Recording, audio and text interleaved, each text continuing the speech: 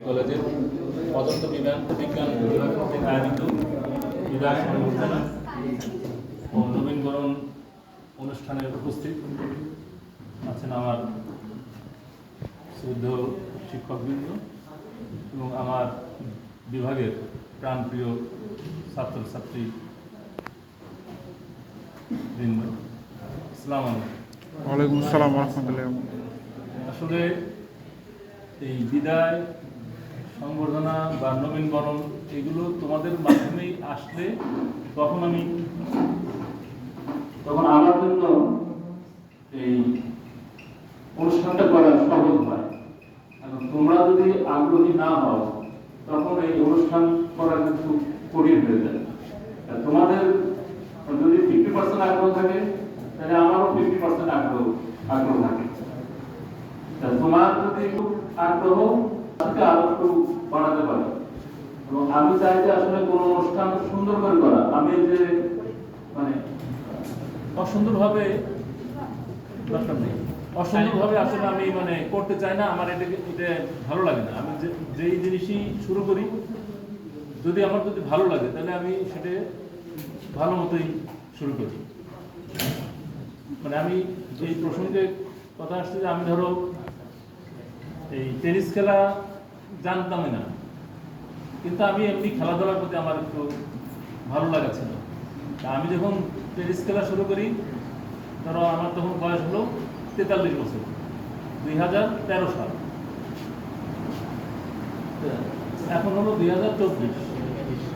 আমি কিন্তু আমার খেলা কিন্তু আস্তে আস্তে উন্নতি হয়েছে, আমার অবনতি হয়নি। যে এই বয়সে এসে খেলা শিখলাম, ওই জাস্ট একটু খেলতে পারলাম এটাই, কিন্তু আমি তাতে সন্তুষ্ট না। আমি যেহেতু ওই খেলাটাকে আমার ভালো লাগে এবং আমি খেলি, তাহলে আমি প্রতিদিনই নিত্য নতুনভাবে চিন্তা করি যে কীভাবে আরো একটু উন্নত করা যায়।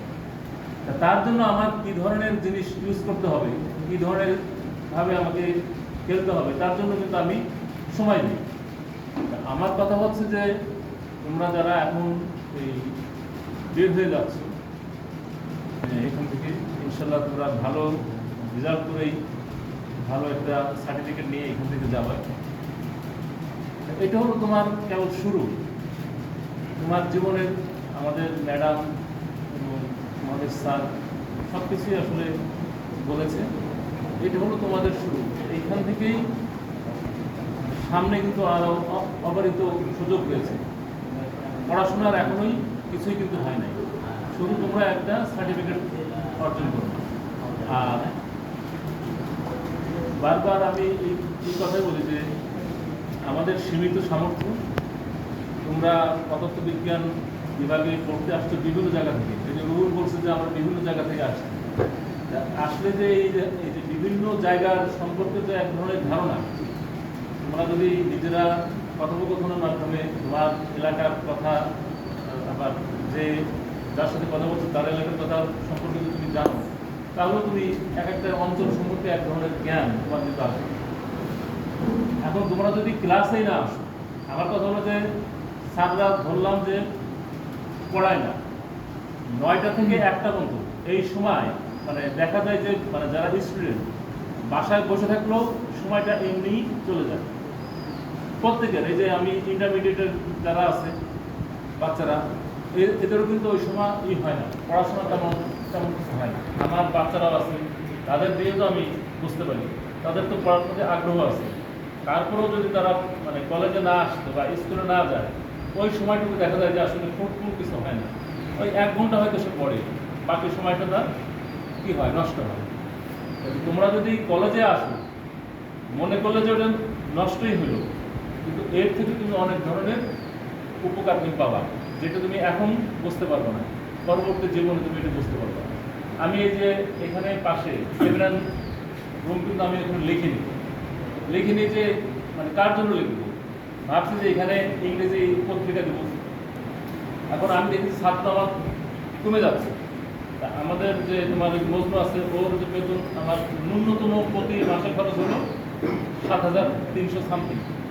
আমি আরও কিছু যদি খরচ করি আরও 1,000 টাকা খরচ হবে। 8 বরং 96, আর 8 আর 16, 96 আর 16 কত হয়? 12, 1,12,000। আর তোমাদের কাছ থেকে যারা ভর্তি হয় একবারে আমরা টাকা নিই 4 বছরে 2200 টাকা, তাহলে 2200 আর যদি 60 হয় তাহলে কত হয়? 6 দুগুণে 12, 1,20,000 উপরে।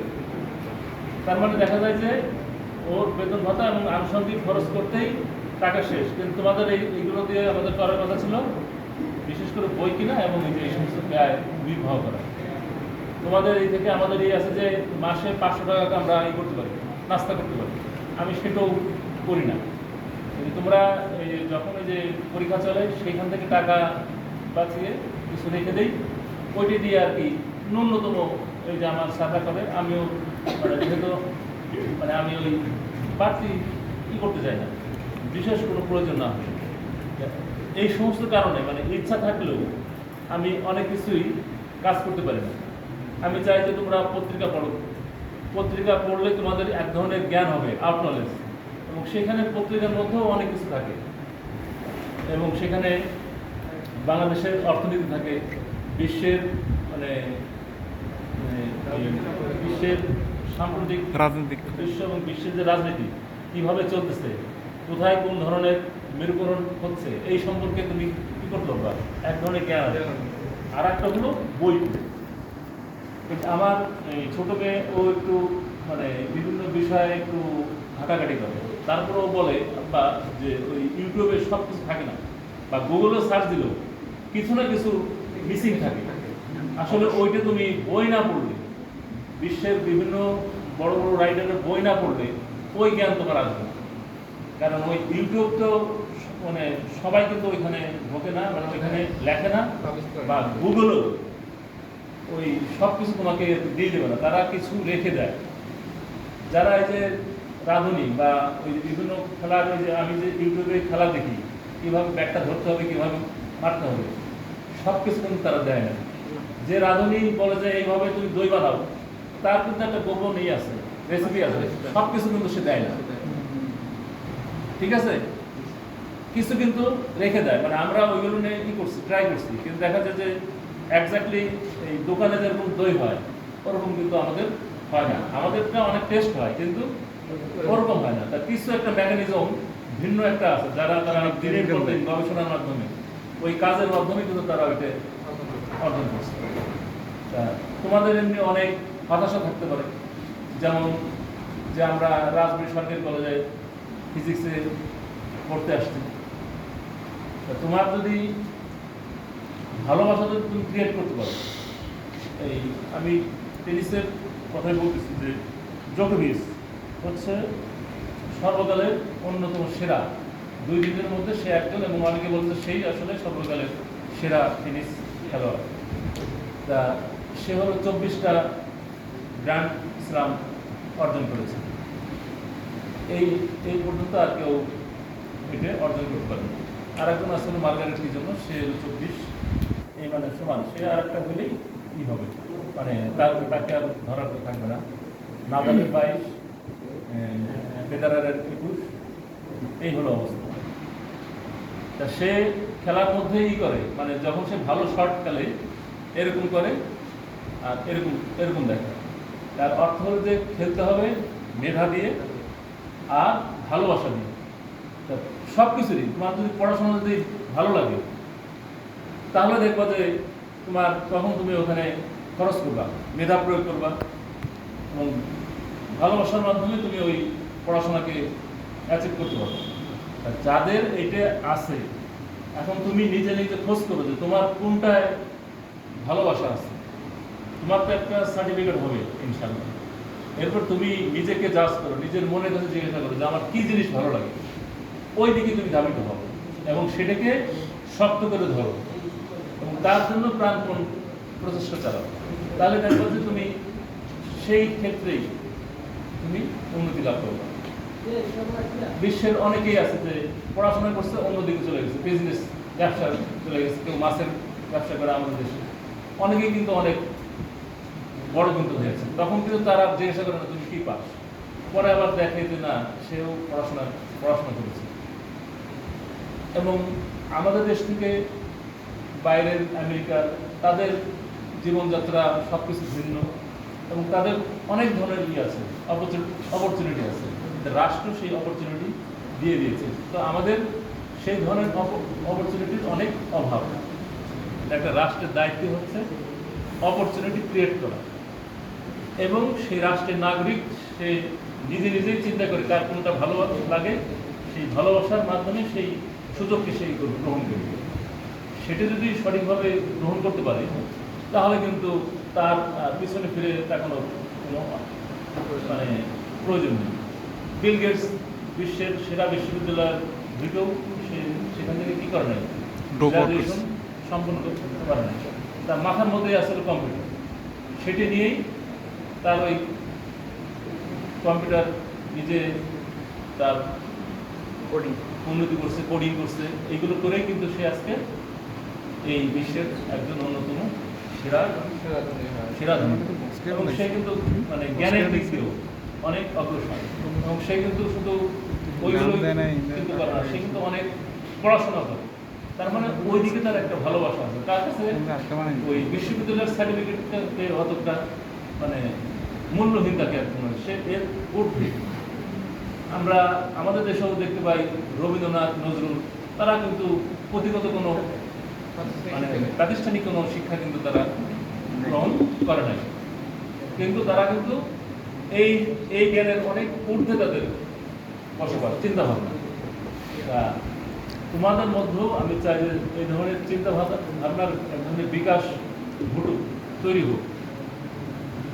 এবং এই যে মনিরুল জাহান ইয়ং ম্যাম তোমাদের যেগুলো আর কি বলছে যে বড় চিন্তা করবা, ছোট চিন্তা করার কোনো অবকাশ নাই, এবং পড়াশোনা করবা। এখন তোমাদের ধরো ম্যাথমেটিক্সকে তোমরা ভালো, ক্রিটিক্যাল কোনো বিষয়ে তোমরা ভালো করতে পারবা, অ্যানালাইসিস ভালো করতে পারবে। ভাষাগত ক্ষেত্রে যারা বিজ্ঞান তাদের কিছুটা দক্ষতা একটু কম থাকে ভাষাগত দিক থেকে, আমি বলছি। কারণ হলো তাদের বক্তব্য দিতে হয় না, তারা শুধু ইকুয়েশন করে।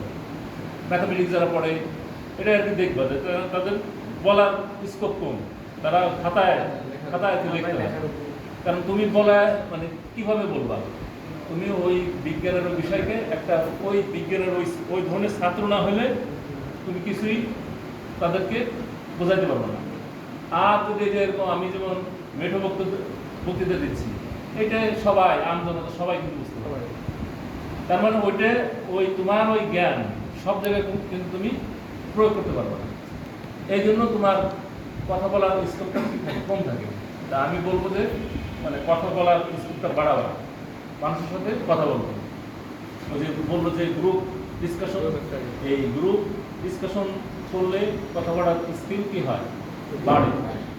আমাদের ইউনিভার্সিটিতে হঠাৎ করে আমরা ছিলাম হলো কামরুদ্দিন হলে, আমার ফিজিক্সের থাকতে হলো মাত্র ছিলাম হলো 7 জন, আর একটা হলে হলো মানে ম্যাক্সিমাম এমএস হল বলে। তা আমরা হঠাৎ 4th ইয়ারে এসে ই করলাম যে আমরা একটা সংগঠন করি, আমরা নাম দিয়েছিলাম হলো সপ্তর্ষি।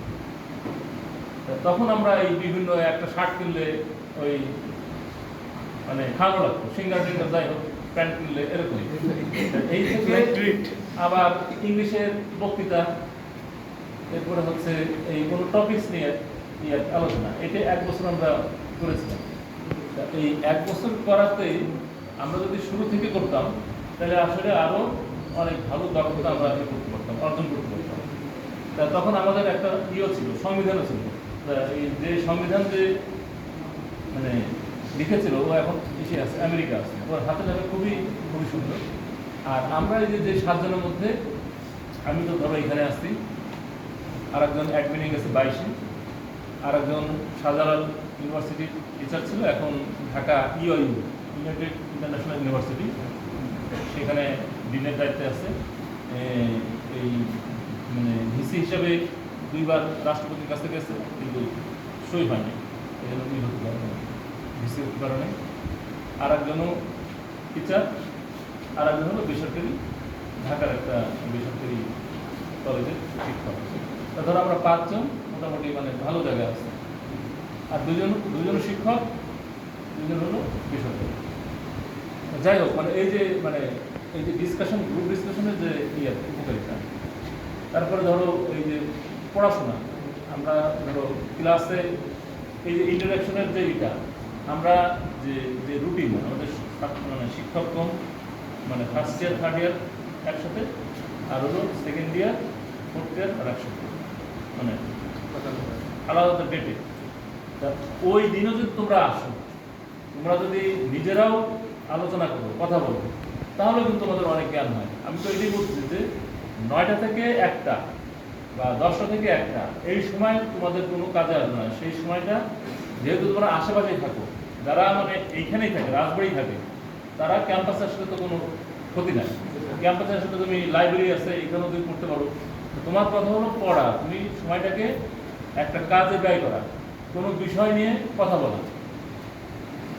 সেখানে মাঝে মাঝে একান্ত ব্যক্তিগত কথা তোমরা বলতে পারো, কিন্তু আমার এই হলো যে কোনো বিষয়ভিত্তিক ডিসকাশন করা, আলোচনা করা, এবং তার জন্য আগে থেকে পড়ে আসা এবং জ্ঞান অর্জন করা, এবং সাথে সাথে তোমার ভাষাগত দক্ষতা অর্জন করার জন্য বিভিন্ন বই পড়া, গল্পের বই পড়া, এবং ভালো যারা রাইটার তাদের, মানে আমাদের দেশের ধরো রবীন্দ্রনাথ, নজরুল, বঙ্কিম, এদের বই পড়লে তোমার ভাষাগত দক্ষতা অবশ্যই বাড়বে। এবং তখনকার তারা যে সময় লিখেছে সেই সময়কার অবস্থা এবং কিছু কিছু বিষয় হলো কালোত্তীর্ণ, মানে মনে হবে যে এটা এখনো আছে, এখনো সেই অবস্থাটা বিরাজমান। এই জন্যই তারা হলো বড় বড় লেখক হয়েছে, মানে যার লেখা স্থানকে ধারণ করে না, ওই সময়কে ধারণ করে, তারা বিশ্ব যে মহাকালের যে সময়কে তারা ধারণ করে। এই জন্যই কিন্তু তারা কি বিখ্যাত হয়ে যায়। এবং মনে হয় যে এই কথাগুলো মনে হচ্ছে যে আমারই কথা, আমিও এইভাবে চিন্তা করি, কিন্তু আমি প্রকাশ করতে পারি। সেজন্য আবারও বলবো যে তোমরা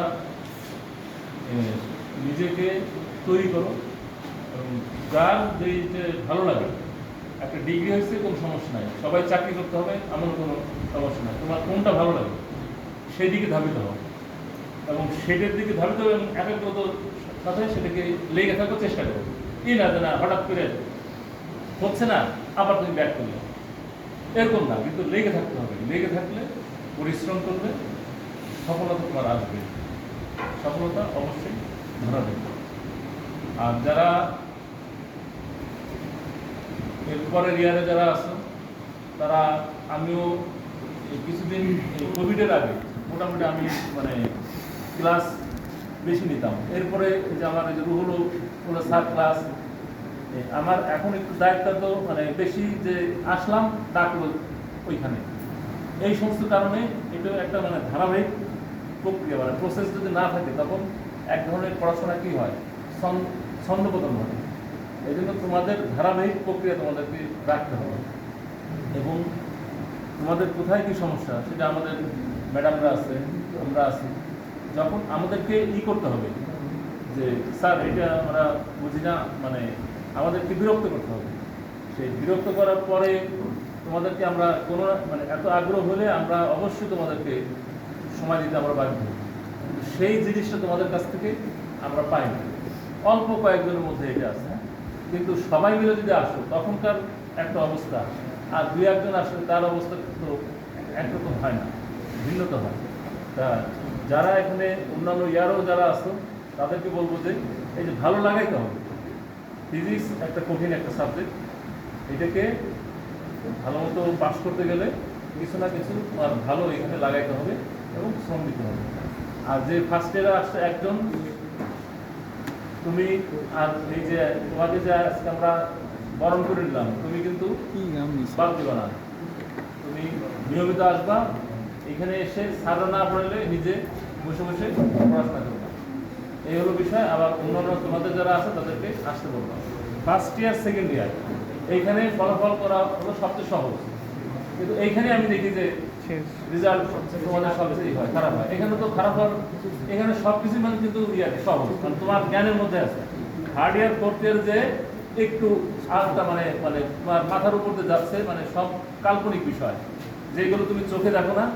তারা কিভাবে ইলেকট্রন কিভাবে রাজনীতি করছে, তার কোথায়, তার অবস্থান এখন কোথায় আছে, মহাকাশের কোন জায়গায় আছে, এখানে আছে না ওই মহাকাশের কোন অবস্থানে আছে, সেটা তুমি জানো না।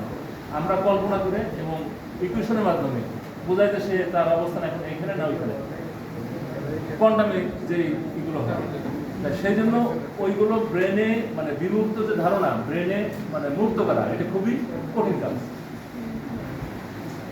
তা এই কঠিন কাজকে পড়াশোনা করলে চর্চা করলে একটু সহজ হবে, তাছাড়া সহজ হওয়ার কোনো উপায় নেই।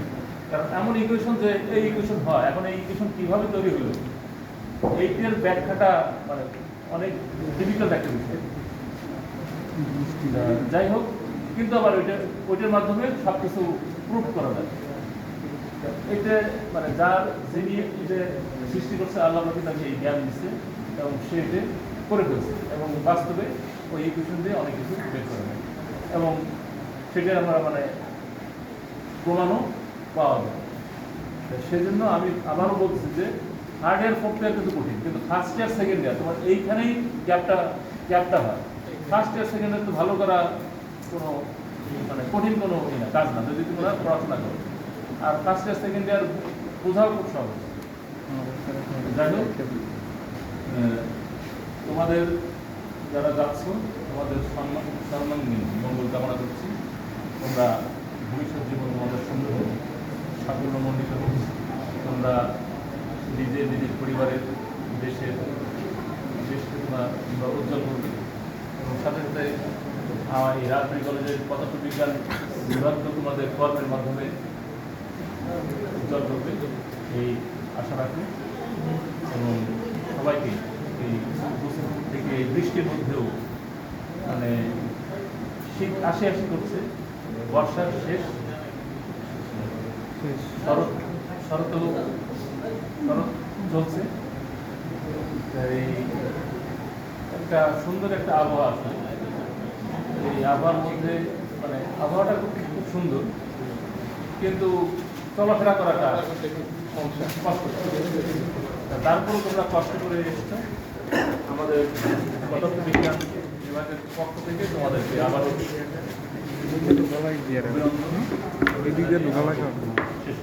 ধন্যবাদ।